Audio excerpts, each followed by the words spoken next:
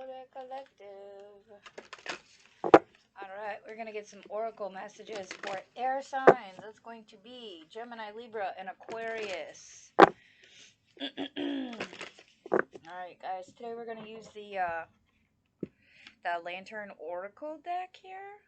And they're from Angelina Mirabito, Mirabito. They're illustrated by Yuli Alejo.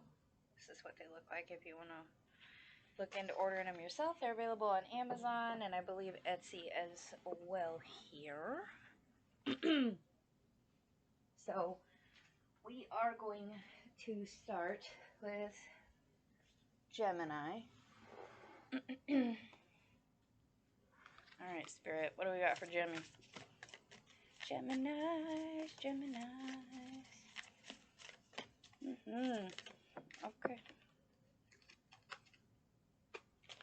Moving forward. Okay. What do we have for Libra? Take the top. And Aquarius. Spirit, what do we have?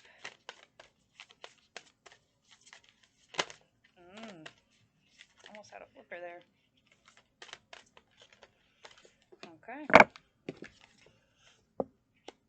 Oh, that's interesting. Inner integration. Okay. Looks like some good picks here, guys. Alright, we are going to go with a Gemini first. We got moving forward. It is number 28 as it relates to tarot or numerology. If some of you are interested in looking those up, you can look up those numbers in other decks as well to figure out how the cards relate to each other. A lot of them have different messages. Okay. So the message from this one is... The first step is taken within our stillness. When we feel stuck, tired, or uninspired, we typically seek change, movement, or stimulation by adding something new to our lives. We may also be advised to do so by well-meaning individuals, the assumption being that an external alteration is the solution to our dissatisfaction. However, to only change the appearance of ourselves typically eventuates in a new place, career path, partner, activity, or hobby, losing its novel appeal and ending as abruptly as it began, with it like a caged rat within its spinning wheel. A restless search for something, somewhere, or someone different resumes.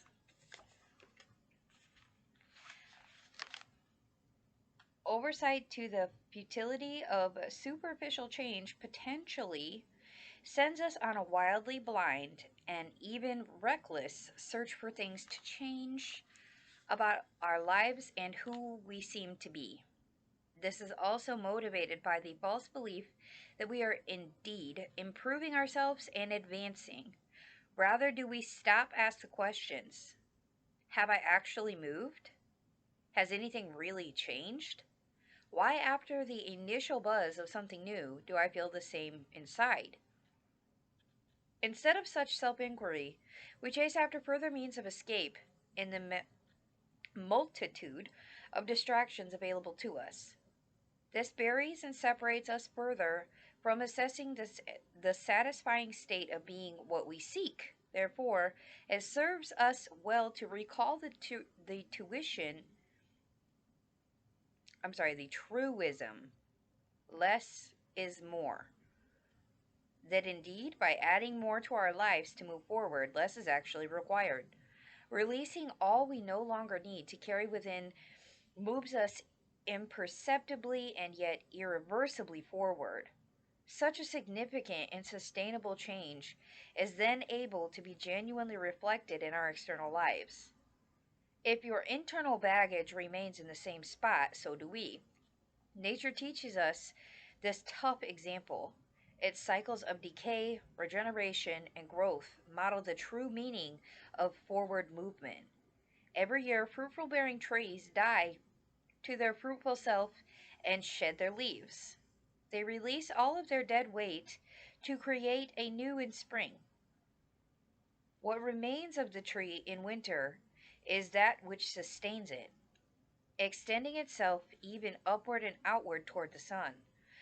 Through the winter, the remaining tree trunk and branches seem to be in stillness. However, it is from all of it is unseen within its trunk and beneath the soil that the newness of its life emerges. Should we remain still long enough, the beginnings of our true movement forward will come from within. This card shows us to invite you to sit within the cacophony of your present. I'm not sure what that word is. Cacophony. Cacophony? Cacophony? Cacophony of your present? Okay. Shut your eyes to the drama and review your inner landscape. Know that everything you release from within, this stillness, is a step taken forward. Moving forward in the physical plane through the form of a new location, job, project, or relationship only works when it reflects the new territory one has already arrived at from within. Guardian's message. What we leave behind releases us forward. Okay. That's what we have for Gemini. Let's move on to Libra.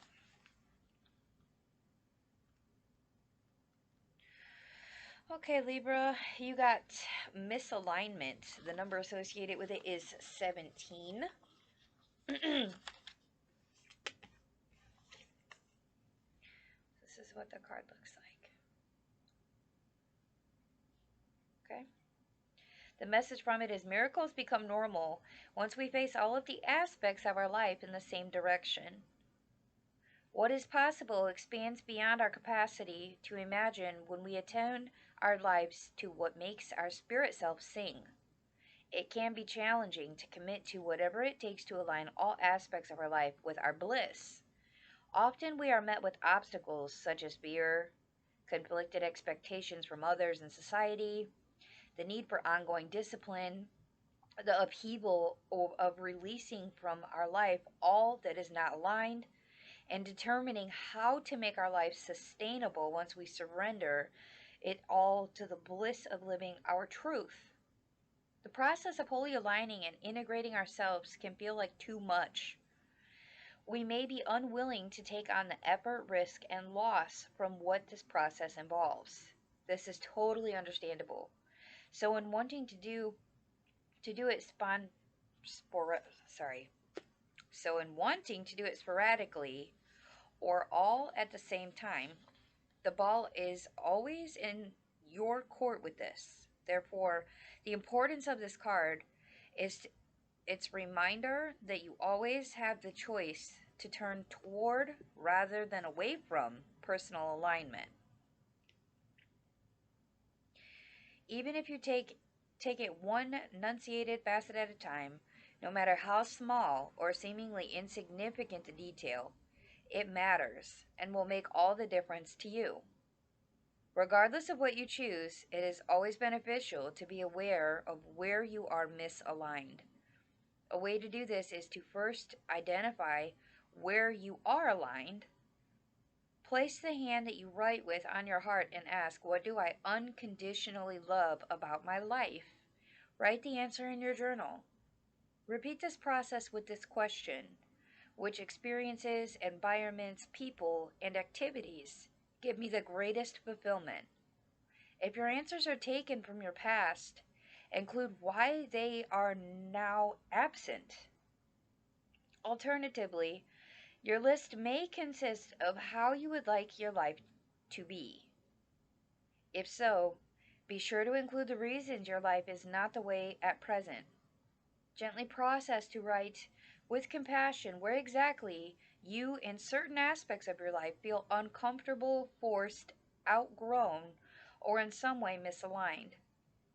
Unpack whether these areas have become part of your life from fear-based choices and thinking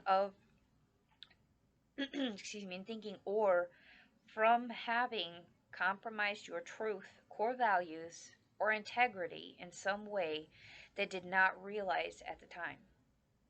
Perhaps you would have done things differently if the circumstances had been different. For example, It may have felt possible to choose otherwise if at the time you had made yourself a priority or felt a stronger sense of confidence, self worth, or self love. Or maybe with sufficient funds or the support, belief, and guidance that you needed from others. More preferable choices would have been available or made known to you. If any or all of these factors resonate, know that you are not alone. Take a moment to extend compassionate consideration, love, and honor to your former self's predicament and limitations. Be at peace and in acceptance of having done your best at that time. Had you known any better, you would have chosen and done better. Now return your hand to its place on your heart and ask Spirit Self what you can do to initiate a loving step towards aligning one detail of your life with your truth. Write down the answer. When you are ready, decide whether to act accordingly. You may wish to repeat this journal exercise each time you seek clarity on the next aligned step available for you to take and whether or not to take it. Mother's message. Regardless of how misaligned things may seem, alignment is only even a different choice and action away. Trust that Spirit Self will more than meet you halfway in supporting you through each aligned step that you choose to take. Okay. Last but not least, we have the Aquarius message. It is inner integration.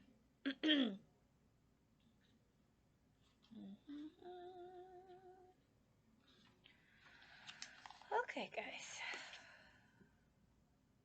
Mother, Maiden, Guardian, Crone. That's what I got from it right away, but we're going to read from the book here. There is a peace, equilibrium, and fulfillment in integrating the inner wild with the taming and tempering effect life has on us. Throughout our lives, we go through many phases and versions of ourselves. We explore different roles, terrains, experiences, and company. At each stage of human development, we are mostly physiologically and psychologically attuned to the archetypal consciousness of either maiden, mother, guardian, or crone.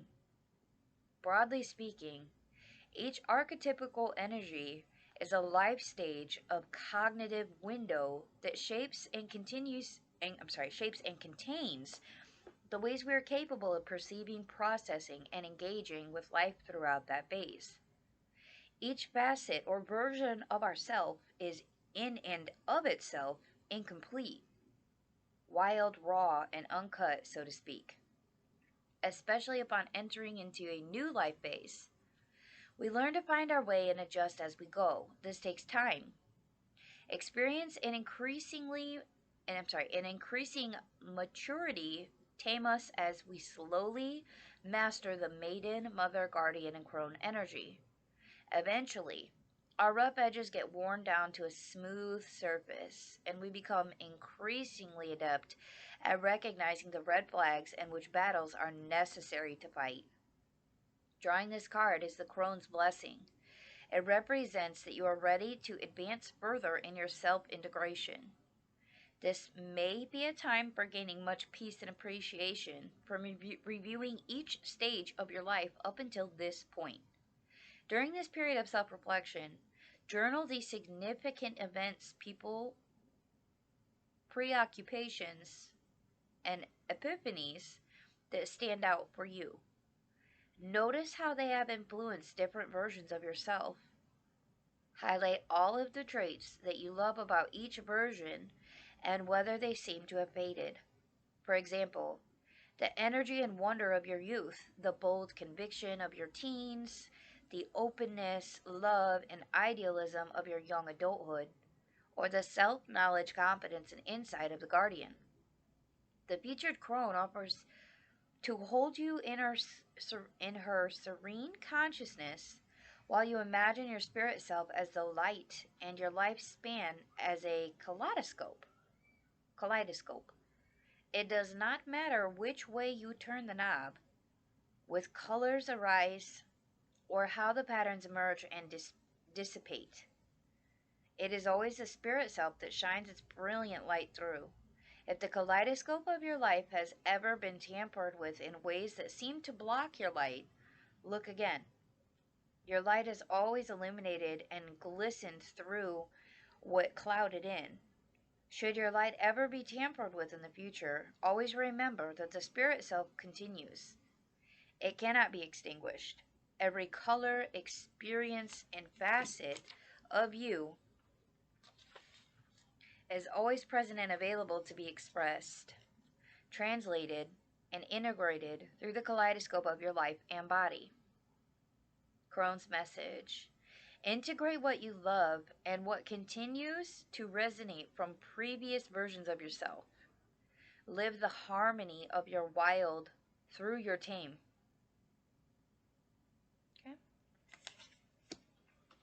All right, air signs. Those are your oracle messages. If the message resonated for you, please hit the like, share, or subscribe. It lets me know that I'm connecting to the audience here and helps us spread our messages. I appreciate all your love and your light. If you're interested in a personal, the information's in the description below, along with the timestamps for each of these if you're interested in other signs as well. All right. I wish y'all peace and prosperity.